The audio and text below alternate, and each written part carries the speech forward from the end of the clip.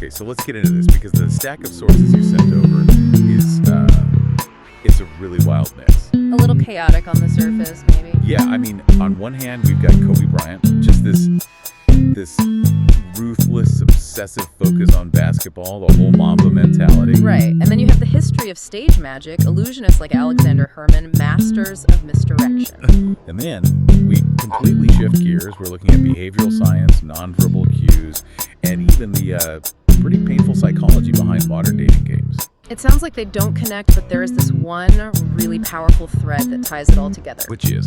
It's the mastery of subtle influence. So our mission for this deep dive is to figure out how high-level performance, whether it's on a court or in a psychological game, how it all relies on these signals you can barely even see. And crucially, to draw a line in the sand. When does that intense focus cross over into being manipulative? Exactly. What are the signals that build a real connection versus the ones that just deceive? That's the core question we have to tackle. Dedication versus deception. I like that. Let's start with the blueprint for that kind of obsessive focus. We absolutely have to start with Kobe Bryant. His story is probably the purest example of breaking mastery down into its smallest, tiniest parts. Right. Mamba mentality. It's almost a cliche now, but the sources show it was a tool, a psychological mechanism he built. He literally created an alter ego, the Black Mamba. This is around 2003, 2004, a real low point for him, both in his career and his personal life. So it was a performance technique, Yeah. a way to compartmentalize everything else and just focus on the core with this incredible precision. And the evidence for this focus is just, it's wild. I mean, we're not just talking about being the first one in the gym. Okay. The stories are legendary. Practicing from 5 a.m. to 7 a.m. in high school, before school even started. And challenging teammates to one-on-one games to 100, and his worst win was still 100 to 12. That's not just dedication, that's a demand for absolute perfection. It is. But it goes beyond basketball, which is what I find so interesting. The sources say he would just cold call business leaders, entrepreneurs At 3 in the morning sometimes. at 3 in the morning just to pick their brains. And I have to wonder, is that where dedication crosses a line? I mean, teaching yourself Beethoven's Moonlight Sonata by ear is one thing, but calling people at 3 a.m. feels aggressive. Well, that's a really good distinction because the Mamba mentality is all about relentless self-optimization. Okay. So he viewed every single thing, piano, business, basketball, as a system that he could master by breaking it down into these tiny micro-level steps. It was aggression, but it was applied to learning. He was looking for an edge absolutely everywhere. And that's where we get this incredible connection between physical mastery and these invisible signals. His fadeaway jump shot, The famous fadeaway. it required just elite body control, these subtle adjustments. And the most surprising thing is that he perfected his balance not from a coach, but from, what was it? A cheetah. He was watching a hunting cheetah on the Discovery Channel. That's amazing. Yeah, he noticed how the cheetah uses its tail as a rudder and even its free leg to stabilize itself during a high-speed turn. And Kobe thought, I can do that. He realized he could use his own free leg as a counterweight, a rudder to absorb the impact and stay stable while he was literally falling away from the basket. Exactly. So the mastery isn't just practicing 1,000 times. Right. It's finding that one tiny, invisible adjustment that unlocks a whole new level of performance. That micro-focus is the key. Okay, so let's take that same idea, that search for subtle optimization. The Mamba mindset. Yeah, and apply it to psychology. Yeah. We're moving from controlling the body to controlling an audience's mind. And to do that, we really need to get our definitions straight. Right, because we throw these words around all the time. We do. So first, you have influence. That's just a neutral ability to shape an outcome. Then you've got persuasion. Which is usually seen as ethical. You're using arguments, emotional appeals, Aristotle's whole thing. Ethos, pathos, logos. Credibility, emotion, logic. But then you cross a line. You get to manipulation. And manipulation is different. It's covert. You're trying to control someone by hiding your real motives. You're basically taking away their ability to make an authentic choice. Like an emotional magic trick where the audience doesn't even know they're watching a trick. That's a perfect way to put it. And mentalists, like Darren Brown, they are the absolute masters of this landscape. They mix old school magic with cognitive psychology and cold reading. Cold reading is so fascinating. It's just hyper-awareness, isn't it? It's all about paying meticulous attention to detail. You make these calculated guesses based on someone's clothes, their posture, tiny mannerisms. And you play the odds. You make high probability assumptions, like most people worry about their health or their finances. Precisely. And the way you present it makes the person think you have some kind of psychic insight. So the ethics of it all come down to intent and transparency. It's the ethical hinge. A stage magician's intent is to entertain. The audience knows they're being fooled and they consent to it. But if your goal is to engineer someone's compliance for your own secret benefit, that's different. You're diminishing their autonomy. The more hidden the influence, the bigger the ethical risk. And this isn't new. You look at historical stage magicians, and they were masters of this kind of large-scale subterfuge. Oh, absolutely.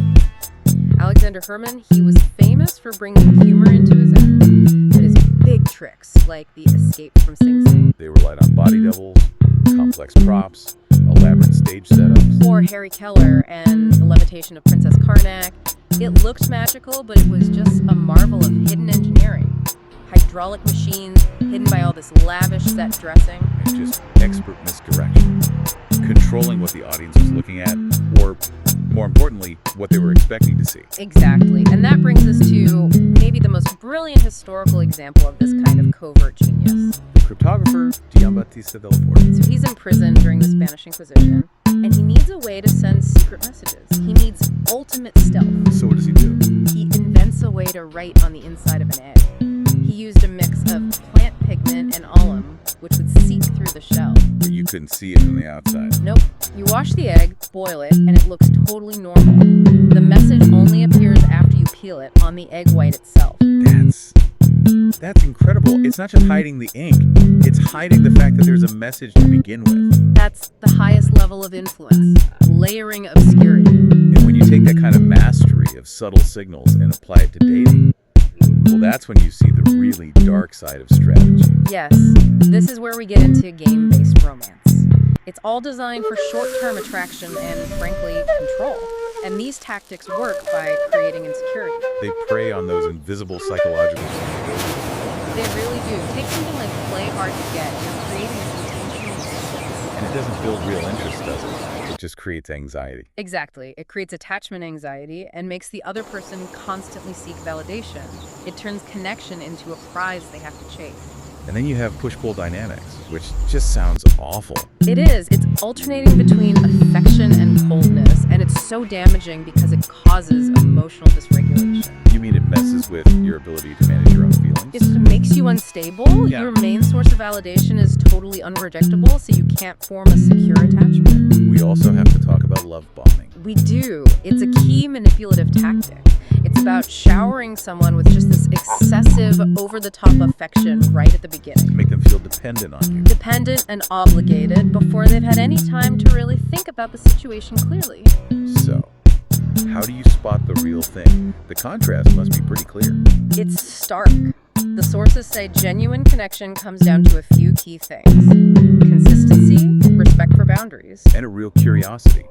Wanting to know about someone's deeper values, not just, their favorite color. Consistency is the big one. It's so important. A lot of people can wear a mask for a few weeks, maybe even 3 months. That classic honeymoon period. Right, so you need time to see if their actions actually match their words, especially when they're stressed or tired or busy.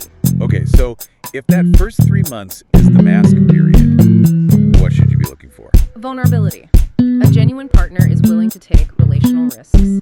They show you their own vulnerabilities, and they truly want to know yours. They don't just tell you what they think you want to hear. And they respect your boundaries. They see them as real limits, not as some kind of challenge they need to overcome.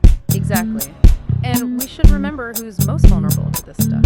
People with low self-esteem or a history of abuse or mistreatment. And critically, people who lack a strong social support network. That isolation makes you overly reliant on this new partner. So this whole conversation really hinges on nonverbal communication, doesn't it? Yeah. The silent language. It absolutely does. The science is pretty clear. About 65% of the meaning in any message comes from nonverbal signals. And we believe them more than words. Much more. They tell us how to interpret the words. They provide the emotional context. So mastering your own invisible self is the real path to building rapport. And it can be simple things, right? Like posture. Huge. Standing tall, shoulders back, that signals confidence, approachability. If you're slouching or crossing your arms, you're putting up a barrier without saying a word. Eye contact, too. You have to get that right. Yes. The sweet spot is about 60 to 70% of the time. It shows you're engaged, but it's not so intense that it feels like a confrontation. And then there's proxemics, the language of space. The silent language of space. We all know the zones: intimate, personal, social, public. But it's not about memorizing distances. It's about reading comfort. Exactly. If you're talking to someone and they subtly lean back or shift their weight away from you, they're sending a signal. They're telling you a boundary. If you ignore that, you've just crossed from rapport into manipulation. The science on this gets even more fascinating when you look at synchrony. Oh, physiological synchrony. It happens completely subconsciously. When two people like each other, they start to mirror each other's posture, their movements, even their facial expressions. They call that neural resonance. And it's not just mimicry for the sake of it. The research suggests your brain is literally trying to sync up with theirs to ensure the highest possible fidelity. And then you get to the super synchronists. What are those? These are people who are just naturally better at synchronizing, not just in social situations, but even with non-social things, like tapping their finger to a metronome. And that makes them more attractive. They are rated as more romantically attractive. Subconsciously, we read them as being better communicators, more in tune. So our bodies are broadcasting attraction signals all the time. All the time. And this is where we can apply that mastery concept ethically, just like Kobe did with the cheetah. Which brings us to a technique called the proxemic fadeaway. Yes. So instead of always pushing for more intimacy, you can strategically pull back a little, physically or emotionally. To lower their defenses. It creates a small psychological vacuum, and it invites the other person to be the one to close the distance. It turns a high-pressure moment into a mutual choice. All right, so let's bring it all back together. If Mamba mentality is about this relentless, obsessive attention to detail, how do we apply that to growing a relationship ethically? It means you start by leveraging your differences. You see them as assets that make you a better team, not flaws. You give an example. Sure. Let's say one of you is a spontaneous, big-picture idea person, and the other is a methodical planner. A classic pairing. Instead of fighting about it, you delegate. The idea person comes up with 5 crazy vacation ideas. The planner researches the logistics and safety for each one. You're using your opposing skills to make a stronger unit. It also requires that you're willing to evolve personally. That Mamba-like refusal to settle for good enough. Exactly. You can't just say, this is who I am, take it or leave it. You have to be willing to question your own routines, to change behaviors that don't serve the relationship. It's about becoming a better partner. And interestingly, there's even a research finding that connects personal development back to attraction. There is. It found that men who engage in diverse creative activities like art, music, science, writing, they have more short-term mating success. So being a master, or even just curious, in lots of different areas, it signals competence, adaptability, which are highly attractive traits. So it all comes back to paying attention to the subtle, invisible signals. Whether you're perfecting a jump shot, writing a secret message in an egg, or building real trust, success depends on mastering those tiny details. And the line between that Mamba-like focus being inspiring or manipulative, it really is just about your intent and your transparency. Absolutely. That's the perfect summary. Let me leave you with one last thought to chew on. Something rooted in history. In ancient Egypt, their concept of magic, they called it Heka, was tied directly to the power of the spoken word. The act of speaking a ritual wasn't just describing something. It was an act of creation. The words had power. The words were power. And we've learned today that communication isn't just about what you say, but how and when you say it. So consider this. Are your intentional words and your involuntary body language creating the trust you actually want? Or are they sending confusing, mixed messages? Challenge yourself to eliminate that dissonance between your verbal and your nonverbal self. See what powerful connections you create when they're finally in sync.